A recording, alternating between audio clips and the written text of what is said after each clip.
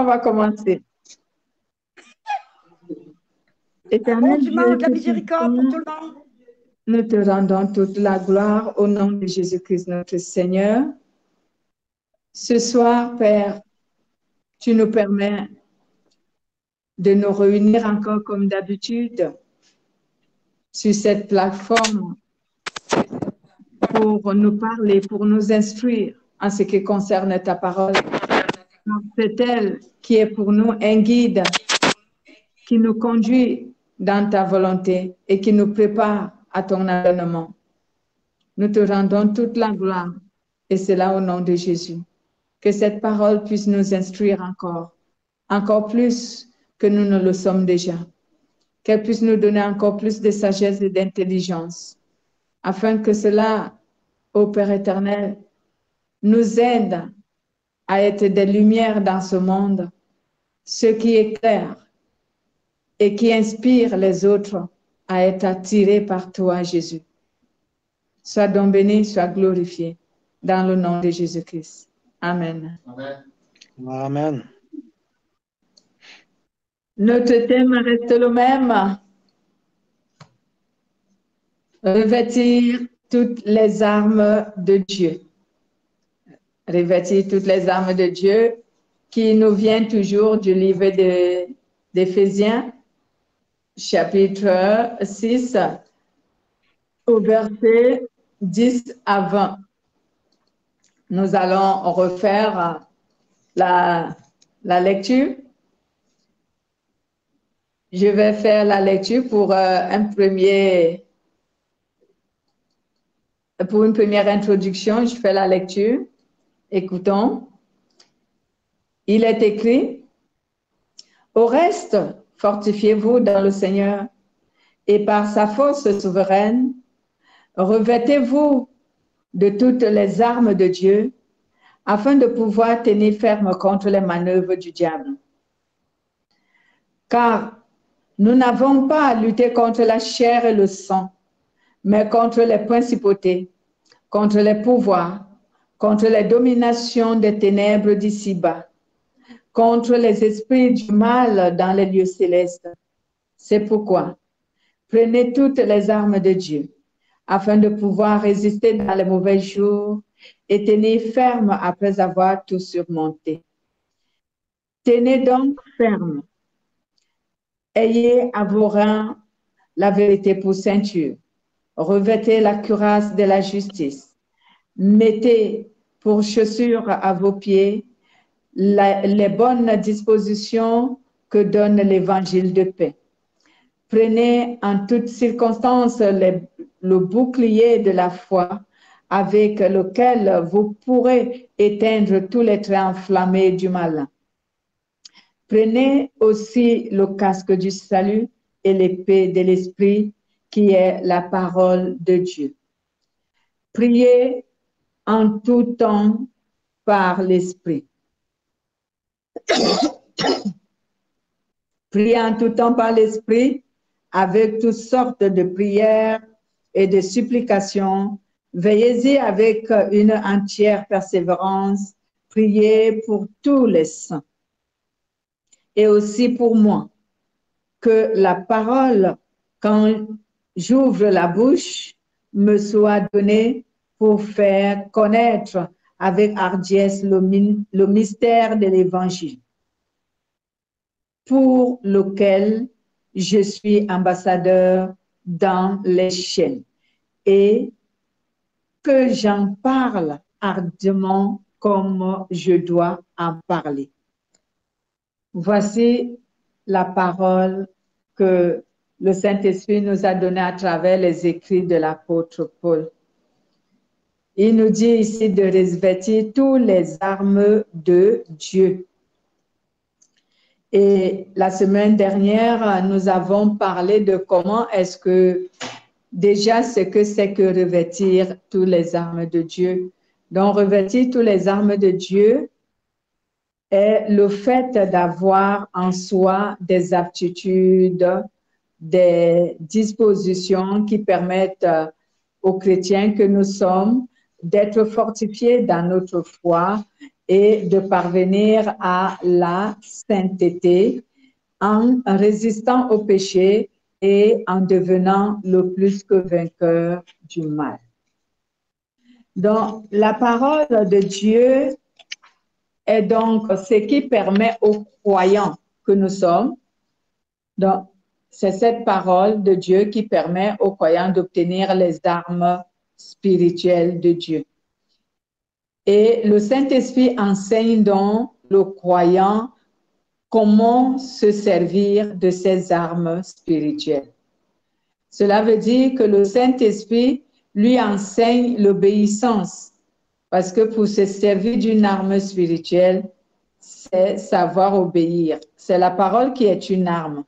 Et l'obéissance nous amène à savoir s'en servir. Donc, en d'autres termes, lorsqu'on met en pratique la parole de Dieu, on apprend à se servir des armes que nous possédons.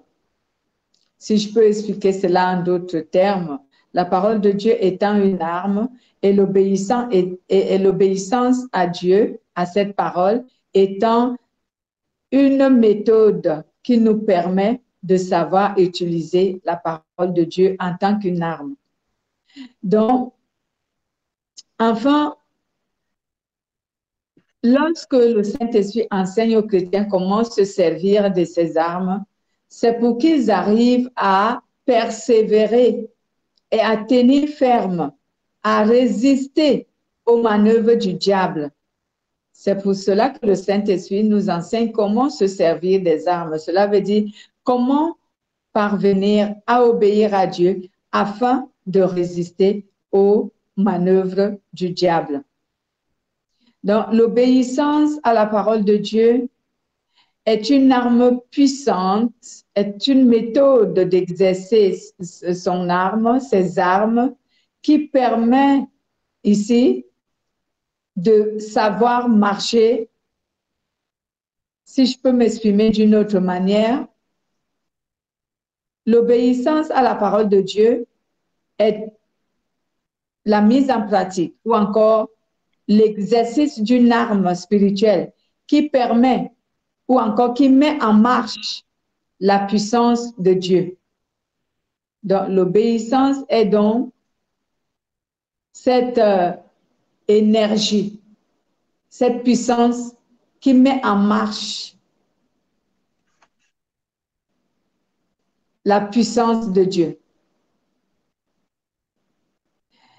Cette obéissance permet de tenir ferme contre les manœuvres du diable. Donc, quand un chrétien est capable de résister à un péché, c'est qu'il s'est servi d'une arme pour résister ou pour se défendre d'un quelconque mal. Je donnerai des exemples pour mieux nous faire comprendre cela. Je prends un exemple tel que si je suis confrontée à une offense venant d'une personne, par exemple, et que j'apprenne à ne pas me fâcher contre lui, j'apprenne à ne pas l'en vouloir, j'apprenne à ne pas répondre à sa provocation, alors j'ai mis en pratique la parole de Dieu et cette parole que j'ai mise en pratique, elle est une arme puissante qui va lutter contre l'attitude de la personne qui a été manifestée contre moi. Donc, l'arme dont je me suis servie ici, on peut appeler cela l'obéissance. Et pour en venir à un nom qui est typiquement attribué à cette manifestation, on appelle cela la maîtrise de soi. Donc, cela montre que je me suis servi d'une arme qui est la parole de Dieu, qui nous recommande d'avoir la maîtrise de soi. Je me suis servi d'une arme de Dieu qui nous recommande, en d'autres termes, de ne pas rendre le mal par le mal. Je me suis servi d'une arme de Dieu qui est la parole de Dieu qui nous dit ici que ne maudissez pas, mais bénissez ceux qui vous maudissent. Donc, vous voyez à peu près, j'ai utilisé la maîtrise de soi, j'ai utilisé l'amour, j'ai utilisé le pardon, rien qu'en me taisant et en m'abstenant de ne pas riposter à la provocation de celui qui m'a offensé. Donc, je me suis servi de la parole de Dieu comme une arme pour vaincre à sa provocation. Je ne sais pas si j'ai été un peu claire sur cet exemple. Donc, c'est de cette manière qu'un chrétien se sert de la parole de Dieu en la mettant en pratique pour qu'elle soit manifestée comme une arme puissante contre l'offense ou contre le péché qui est face à lui. Donc, le Saint-Esprit nous aide donc. Il nous enseigne comment exercer, comment se servir de l'arme. Parce que cela nous permet de lutter contre les forces du mal. Cela nous permet de lutter contre les pouvoirs, contre les autorités des ténèbres, contre les puissances qui sont dirigées, même dans la nuit, contre nous. Cela nous permet de lutter contre les esprits méchants, contre en fait, contre tout pouvoir qui n'est pas de Dieu. La parole de Dieu nous permet de lutter contre tout pouvoir qui n'est pas de Dieu. Donc, vous me poserez dans la question, je pense que c'est pas, si je ne me trompe pas, on n'a pas parlé profondément de ça la dernière fois. Si par exemple, je suis attaquée par un esprit mauvais, ce n'est pas un être humain par exemple. Parce que j'ai pris un exemple, si un être humain m'offensait, comment est-ce que je peux me servir de la parole de Dieu comme une arme pour ne pas succomber à cette offense? J'ai dit, il faut que j'utilise ce qui nous est recommandé, tel que le pardon, tel que l'abstinence, tel que la maîtrise de soi, tel que l'amour. Maintenant, si c'est un esprit, par exemple, qui s'attaque à nous, comment se servir d'une arme de Dieu? Donc, comment se servir de la parole de Dieu? C'est pour cela qu'il est donc incité, c'est pour cela qu'il est recommandé aux chrétiens d'obéir. Parce que quand c'est un esprit méchant qui t'attaque, ce n'est pas un être humain pour dire que, bon, comme il m'a attaqué, je peux me taire et cela peut me manifester la puissance si je m'abstiens de ne pas lui répondre. Cela aurait une différence lorsque c'est un esprit qui t'attaque. Qu'est-ce qu'il faut faire? Comment se servir de l'arme de la parole de Dieu comme une arme pour sortir d'une attaque ou d'une oppression d'un esprit méchant? Donc, ton obéissance, ta mise en pratique de la parole de Dieu est déjà une arme qui dégage une puissance. Donc, lorsqu'un esprit méchant t'attaque, pendant que tu es un chrétien qui obéit à Dieu, comment est-ce que tu peux t'en sortir? C'est dans la prière, puisque la Bible déclare que Dieu est à l'écoute de ses enfants. Dans le livre de Somme, la Bible dit que quand le malheureux crie, Dieu entend et il intervient. C'est dans le livre de Somme 34, si je ne me trompe pas, vers les versets 20 à 21. Lorsque le malheureux crie, Dieu entend et il intervient. Le malheureux ici, c'est qui? Le malheureux, c'est pas quelqu'un, on ne veut pas forcément parler de quelqu'un qui est misérable. On veut dire ici quelqu'un qui obéit à Dieu, l'humilité. Quelqu'un qui est humble. L'humilité entre dans le cadre de l'obéissance. Le malheureux ici prend le sens de quelqu'un qui est soumis à Dieu, quelqu'un qui obéit à Dieu. Alors, quand un esprit impur vient t'oppresser, comment te servir de l'arme de Dieu? À ce moment, c'est plutôt la prière. Il faut prier. Mais pour que Dieu intervienne, il faut que tu sois en harmonie avec Dieu. Et comment nous entrons en harmonie à Dieu? avec Dieu, autant pour moi, si ce n'est qu'en obéissant à sa parole. C'est en obéissant à la parole de Dieu que nous sommes en harmonie avec lui. Donc, puisque nous sommes en harmonie avec Dieu, un esprit impur nous a oppressés. On crie à Dieu, Seigneur, au secours, à l'aide, viens intervenir. Éloigne de moi cet esprit, comme l'apôtre Paul l'avait dit, et le Seigneur va intervenir. Il va éloigner cet esprit de toi.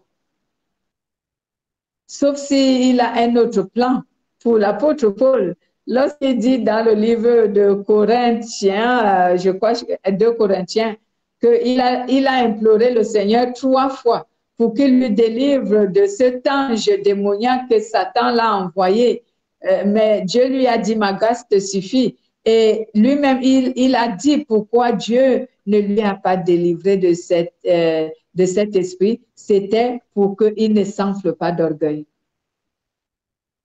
Donc, à ce niveau, oui, Dieu avait raison. Il savait que s'il délivrait l'apôtre Paul de ce ange de Satan qui l'oppressait, l'apôtre Paul s'enorgueillerait. Donc, c'est pour ça que Dieu ne lui a pas délivré de cela. Mais nous, comme il dit, Dieu honore sa parole. Lorsqu'il dit, lorsque le malheureux crie, Dieu entend et il intervient. Donc, lorsque Dieu n'a pas ce genre de sécurité à te procurer comme il en a fait avec l'apôtre Paul, parce que l'apôtre Paul aussi, Dieu a exaucé à sa prière, même s'il n'a pas chassé ce démon. Mais il a dit que c'était pour qu'il ne s'enorgueillisse pas, que Dieu ne lui a pas délivré de ce démon. Donc Dieu l'a protégé de quoi? Non pas du démon, mais de l'orgueil. Donc, nous, quand on prie, si ce n'est pas le même projet que Dieu a pour nous, si on crie à Dieu, Seigneur, viens, je suis oppressé par un esprit méchant, je t'implore, viens l'éloigner de moi, le Seigneur va le faire. Il va le faire. Pourquoi? Qu'est-ce qui permet à ce que le Seigneur intervienne? Premièrement, parce qu'on a une bonne relation avec lui. Cela veut dire qu'on a une bonne communion avec lui, on lui obéit. Et deuxièmement, on a fait quoi? On a prié. Donc, on l'a appelé. On a appelé le Seigneur au secours pour qu'il vienne nous délivrer de cet esprit méchant. Alors, le Seigneur intervient. C'est pourquoi l'apôtre Paul dit, si vous n'avez pas à lutter contre la chair et le sang, mais contre les esprits méchants, contre les forces du mal, contre les autorités, les pouvoirs, contre les puissances même qui œuvrent dans le monde de la nuit, parce qu'il y a plusieurs classes des démons. Et ce sont ces classes des démons qu'il citait ici. Donc, c'est avec eux qu'on doit lutter. Mais est-ce qu'on doit lutter avec eux en faisant quoi? En les haïssant? Non. Quand tu haïs un être, ce n'est pas une lutte. Au contraire, c'est une faiblesse. Est-ce que nous devons lutter contre eux en faisant quoi? En passant tout notre temps que, par exemple, en envoyant le feu dans nos prières sans obéir à Dieu, ça ne fonctionne pas comme ça. Un chrétien peut envoyer le feu. Le feu veut dire que la puissance, en fait, voilà la signification du feu. Quand tu dis que le feu te brûle au nom de Jésus, ou alors j'invoque le feu de Jésus, ou le feu du Saint-Esprit contre tel pouvoir, cela veut dire que tu invoques la puissance de Dieu d'agir contre tel pouvoir. Mais il faut d'abord vérifier si cela t'est permis dans la Bible. Parce que nous, on fait des prières sans comprendre le sens, sans même connaître la parole de Dieu. On avait appris une fois que lorsqu'un chrétien est dans le péché, ou un être humain est dans le péché, et qu'il n'a pas une bonne relation avec Dieu, il faut faire attention, il ne faut pas lui chasser un esprit impur. Parce que au lieu de le rendre libre, tu le mets plutôt en danger. Parce que l'esprit impur qui est sorti de lui va revenir incessamment. Parce que ce dernier n'a aucune sécurité. Il n'a pas Dieu dans son cœur et il vit dans le péché. Et le péché est une porte ouverte à Satan. Donc, immédiatement, le démon est sorti parce qu'on l'a chassé au nom de Jésus. Immédiatement, aussitôt, il va revenir. C'est pourquoi nous devons obéir à Dieu, notre obéissance lutte contre l'oppression des démons. Voilà. Je n'interdis pas aux chrétiens de prier pour chasser les démons. Non, Jésus l'a fait. Mais il faut connaître quelle est ta condition devant Dieu quand tu t'engages à faire ce genre de prière. Parce que tu risques d'attirer plutôt des ennuis au lieu d'être délivré de la situation. Donc, c'est pourquoi je conseille toujours aux chrétiens que pour ma part, je conseille aux chrétiens d'obéir. L'obéissance est une arme qui lutte contre tout ce qui est contre le Seigneur, contre Jésus. Et l'obéissance est une force qui ouvre toutes les portes et qui donne tous les avantages du monde. Donc, vaudrait mieux obéir à Dieu avant de s'engager à faire n'importe quelle prière, au lieu de t'engager à lutter contre les démons tout en étant désobéissant à Dieu. C'est très dangereux de le faire. Voilà. Donc, ici, l'apôtre Paul nous a cité les armes dont nous devons avoir. Il nous a cité les armes dont nous devons avoir, qui sont dans sa parole. Il a dit ici, il faut que nous revêtons, nous portons la vérité pour ceinture, la cuirasse de justice, les bonnes dispositions que donne l'évangile de paix, le bouclier de la foi, le casque du salut, l'épée de l'esprit. Ce sont les armes que le Saint-Esprit nous a données dans cette parole qu'il a permis à l'apôtre Paul de nous citer. Et qu'est-ce que cela veut dire? Qu'est-ce que la vérité pour ceinture veut dire quoi? Parce que la Bible nous dit ici, au verset 14, « Tenez donc ferme et ayez à vos reins la vérité pour ceinture. » C'est la première arme. Cela veut dire quoi? Avoir sur terrain la vérité pour ceinture.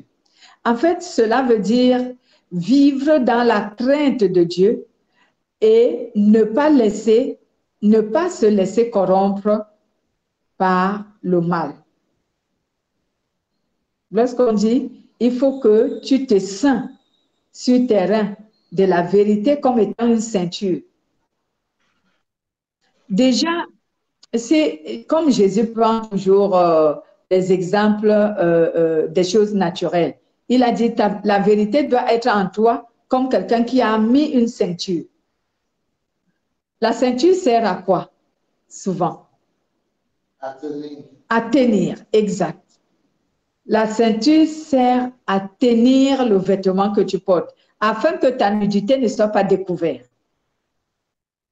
Donc, ici, lorsque Jésus nous dit donc que la vérité, nous devons ceindre à nos reins, dans nos vies, la vérité comme étant une ceinture, cela veut dire que nous devons vivre dans la crainte de Dieu et ne pas nous laisser séduire par le péché, ne pas nous laisser corrompre.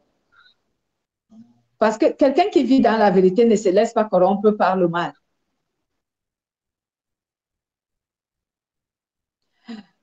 Lisons un peu Proverbes. Frère Pierre, vous pouvez? Proverbes chapitre 1 au verset 7. Et moi, je lirai Proverbes chapitre 15 au verset 33.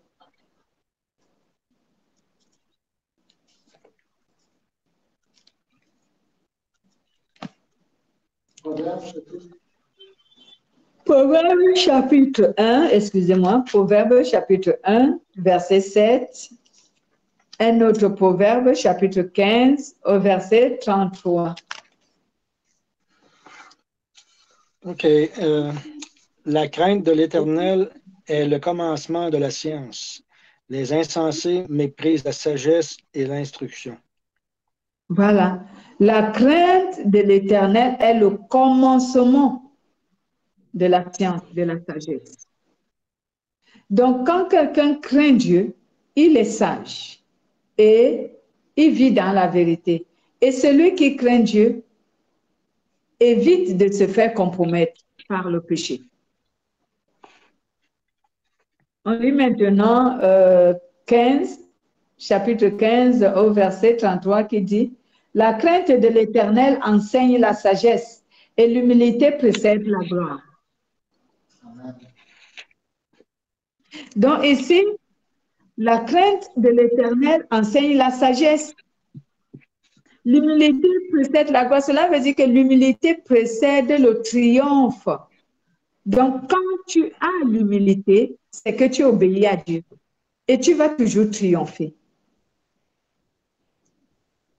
Un chrétien qui obéit à Dieu triomphe de tout. Et quelqu'un me dira, mais pourquoi est-ce qu'on souffre même quand on obéit à Dieu? Souffrir parce que tu obéis à Dieu ne veut pas dire que tu es vaincu. Mais cela veut dire que c'est toi qui triomphes.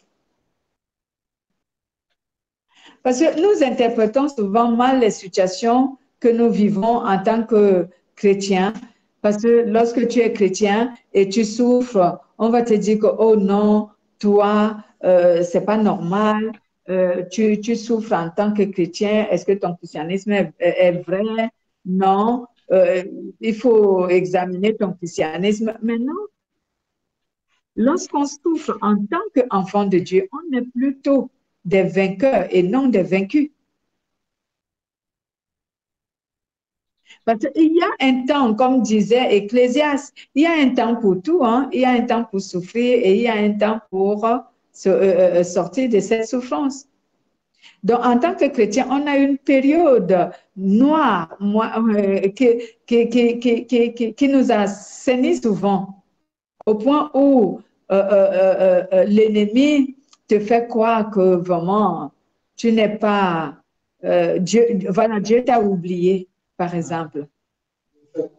Il te fait croire que Dieu t'a oublié. Il te fait croire que peut-être même qu'il te dit même que Dieu ne te connaît pas. Alors que Dieu dit que je connais même le nombre de cheveux que vous avez sur vos têtes. Et c'est toi-même que je ne connaîtrais pas. Ah oui. Si Dieu connaît le nombre de cheveux que j'ai sur ma tête, c'est moi, personnellement, qui ne connaîtrais pas. Parce que nous-mêmes qui portons ces cheveux, on ne connaît même pas le nombre que nous avons sur nos têtes. Mais Dieu les connaît. Donc, s'il les connaît, c'est qu'il nous connaît assez bien. Donc, la souffrance en Christ ne veut pas dire que tu es vaincu. Moi, souvent, je dis aux gens, quand tu souffres en tant qu'enfant de Dieu, pas en tant que pécheur, mais en tant qu'enfant de Dieu, sache que tu es le vainqueur. Moi, ce sont ces choses-là qui m'ont permis de persévérer dans la foi. Parce que le Saint-Esprit me les a révélées. Satan aussi venait me faire croire que oh, ben, tu es vaincu là. Regarde-toi. Tu fais que souffrir, mais lâche prise. Mais moi, je savais que s'il me fait souffrir, c'est pas lui qui me fait souffrir, est-ce que c'est Dieu? C'est pas lui, c'est lui. Il me fait souffrir pourquoi? Parce que moi aussi, je lui fais souffrir. C'est pour ça qu'il me fait souffrir. Ma foi pour Dieu lui fait souffrir. Mon obéissance pour Dieu lui fait souffrir. Ma crainte pour Dieu lui fait souffrir. C'est pourquoi il ne me laisse pas tranquille. C'est pourquoi il me fait souffrir. Pourquoi il ne fait pas souffrir ceux qui ne craignent pas le Seigneur? Parce qu'ils sont pas avec Dieu. Voilà, parce qu'il n'a rien. Cela ne le gêne pas. Mais moi, s'il me fait souffrir, c'est parce que moi aussi, je lui fais souffrir. Avec la crainte de Dieu, avec mon humilité, avec l'obéissance. Donc, pour moi, je donnerais des conseils aux chrétiens. J'insiste là-dessus. Si tu souffres en tant qu'enfant de Dieu, en tant que chrétien, et non en tant que païen, et non en tant que pécheur, si tu souffres en tant qu'enfant de Dieu, sache que tu es le vainqueur. Même l'apôtre Pierre l'a dit. Il dit, si vous souffrez en tant que chrétien, soyez heureux. Soyez heureux. Mais si vous souffrez en tant que pécheur, là, revoyez votre condition de vie et revoyez votre relation avec le Seigneur. Peut-être qu'elle n'est pas encore ce que Dieu attend de vous. Donc, la vérité pour ceinture veut alors dire ici que nous devons vivre dans la crainte de Dieu sans se laisser se compromettre. On ne doit pas laisser l'ennemi nous compromettre. Cela veut dire qu'on ne doit pas se laisser vaincre par le péché. Il a parlé également, je repars sur Éphésiens, il a parlé de la cuirasse de justice, n'est-ce pas? C'est ce qui suit. Voilà, il dit ici, tenez donc ferme avec, ayez à vos reins la vérité pour ceinture, revêtez la cuirasse de la justice. Qu'est-ce que cela veut dire, la cuirasse de la justice? En fait, la cuirasse de la justice veut dire avoir un cœur pur, lavé de tout péché. En d'autres termes, cela est le fait d'avoir un cœur qui n'entretient aucun péché. La cuirasse de la justice. Normalement, je devais publier sur le groupe ce soldat-là que j'ai sur ma page Facebook qui porte l'armure spirituelle de Dieu. À quel niveau se trouve la cuirasse de la justice sur cette armure? La cuirasse de la justice veille à quoi? Ici, la Bible nous dit, le Saint-Esprit nous a donné une explication là-dessus. Il dit, la cuirasse de la justice est le fait d'avoir un cœur pur. En d'autres termes, c'est avoir un cœur qui n'entretient aucun péché. Parce qu'à quel moment on dit qu'un chrétien est pur? On ne dit pas qu'un chrétien est pur parce qu'il récite les versets bibliques. Non. On ne dit pas qu'un chrétien est pur parce qu'il se tient, il chante et tout le monde acclame, ou qu'il prêche et tout le monde est content. Non. On dit qu'un chrétien est pur lorsque dans son cœur, aucun péché n'est entretenu. Je ne dis pas que lorsque dans son cœur, le péché n'est pas influencé. Ou encore, je ne dis pas que lorsque son cœur n'est pas influencé par le péché, parce que le cœur d'un être humain est toujours influencé par le péché. Mais qu'est-ce que je dis? Je dis lorsque ton cœur n'entretient aucun péché. Comment on entretient le péché? Et il y a les péchés tels que je prendrai un exemple, le non-pardon, la rancune, la médisance, la dissension et j'en passe, l'inimitié. Ce sont les péchés qui s'entretiennent dans le cœur. Donc, dans ton cœur, tu gardes la colère, tu gardes la rancune, tu médites la vengeance. Et tout ça, c'est dans ton cœur. La Bible dit dans les livres des évangiles que ce n'est pas ce qui entre dans la bouche de l'homme qui soulève, mais c'est ce qui en sort. Parce que ce qui sort de son cœur, de sa bouche, vient de son cœur. Qu'est-ce que ton cœur entretient comme péché? Qu'est-ce qui est entretenu dans ton cœur? Est-ce la parole de Dieu, l'amour, la justice, la sainteté? Ou alors la médisance, la haine, la jalousie, le manque du pardon, l'inimitié, les animosités, les dissensions, la jalousie, la convoitise? Qu'est-ce qui est entretenu dans ton cœur? Et quelqu'un me posera une question que est-ce que vous croyez vraiment que un cœur peut être comme ça, sans entretenir un péché? Je vous dirais oui, parce que moi, je crois à la puissance de Dieu. La Bible déclare que rien n'est impossible à Dieu, puisque c'est Dieu qui nous sanctifie. Oui, l'homme fait de chair et de sang, qui porte en lui l'Esprit de Dieu et qui laisse l'Esprit de Dieu travailler en lui pour le sanctifier, est capable de ne pas entretenir le péché dans son cœur. Il en est capable. Parce que rien n'est impossible à Dieu. Dieu est capable. Cette personne peut être influencée par le péché, mais son cœur n'entretient aucun péché. Donc, quand tu fouilles son cœur, tu ne trouveras pas la dissension. Tu ne trouveras pas la rancœur ou la rancune. Tu ne trouveras pas la jalousie, la vengeance dans son cœur. Tu ne trouveras pas le non-pardon dans son cœur. Tu ne trouveras pas la haine, l'amertume dans son cœur. Oui, moi je sais qu'il y a des enfants de Dieu qui sont comme ça. Leur cœur est propre. Comme la Bible le dit, le fin de lin blanc. Leur cœur est propre. Mais est-ce qu'ils ne sont pas souvent influencés par le péché? Oui, L'influence du péché et l'entretien du péché sont différents. Ton cœur peut être influencé par le péché, mais n'entretenant pas le péché. Donc, c'est un cœur qui libère vite. C'est un travail qu'on doit faire. Et on appelle ça, c'est tout ça, le travail spirituel. Tu dois exercer ton cœur à ce que rien de ce qui est péché ne doit y rester. Quand ton cœur commence à être animé par un péché, il faut que tu le chasses comme tu chasses un démon parce que c'est un esprit mauvais, ce péché. Si ton cœur est animé, par exemple, par la colère contre quelqu'un et que tu n'arrives pas à pardonner, mais jeûne et prie. Nous, on jeûne, on prie parce qu'on est malade. On veut chercher la guérison. On jeûne, c'est ça notre jeûne, c'est sur ça qu'est basé notre jeûne, les chrétiens.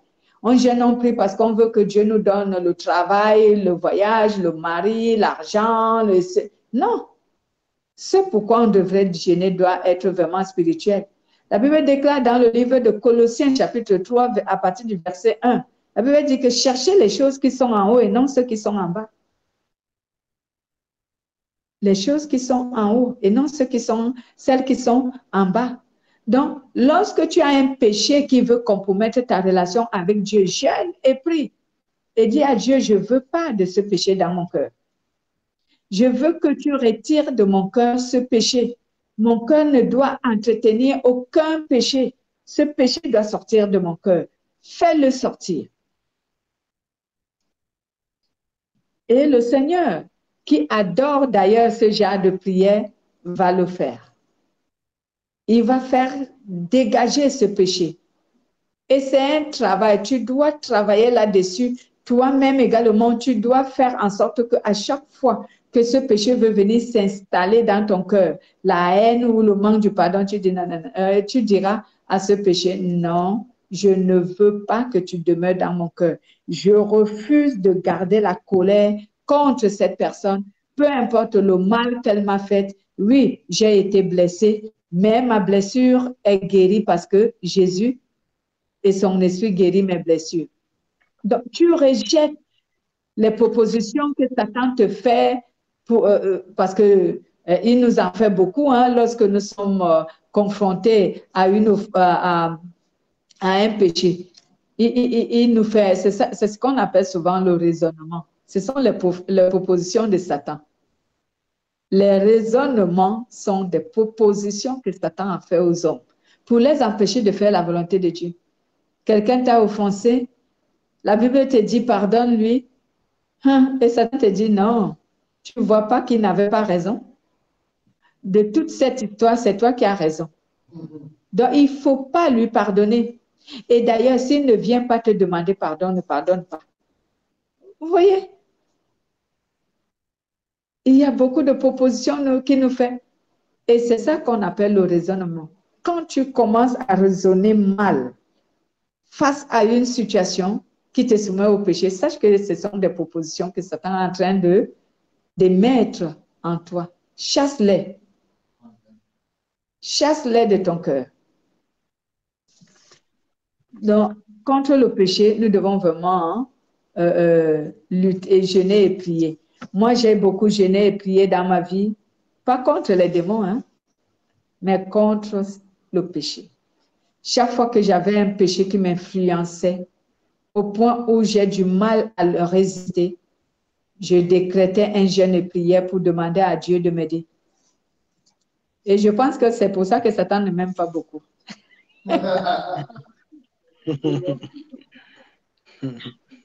Oh, excusez-moi. Bon, voilà, il faut souvent un peu d'humour lorsque nous sommes en réunion. Ça détend un peu. Ouais, je vous assure, Satan ne peut pas aimer quelqu'un qui jeûne et il prie contre le péché. Non, non, non, non. Si tu jeûnes et tu pries contre les maladies, les situations difficiles de la vie, bon, il n'y a pas de problème. Quelquefois, même, il te laisse tranquille. Mais si tu jeûnes et tu pries contre le péché, ah non, non, non, non. Si tu veux me ressembler, si tu veux souffrir pendant un bon bout de temps, fais ce que je t'ai dit. Chaque fois qu'un péché va t'influencer, jeûne et prie et demande à Dieu que chasse-moi ce péché. Tu vas voir combien Satan va te persécuter. Tu vas passer un mauvais quart d'heure ou alors une mauvaise semaine.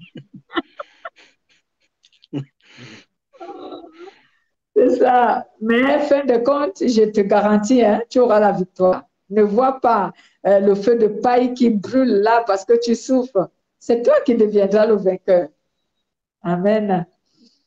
Amen. On va lire Matthieu chapitre 5, verset 8. Matthieu chapitre 5, verset 8. Mais aussi, on lira, bon, est-ce que c'est pas trop long? Psaume 51, verset 1 à 10. Mais lisons d'abord Matthieu. Allez-y, frère Pierre. Heureux ceux qui ont le cœur pur, car ils verront Dieu.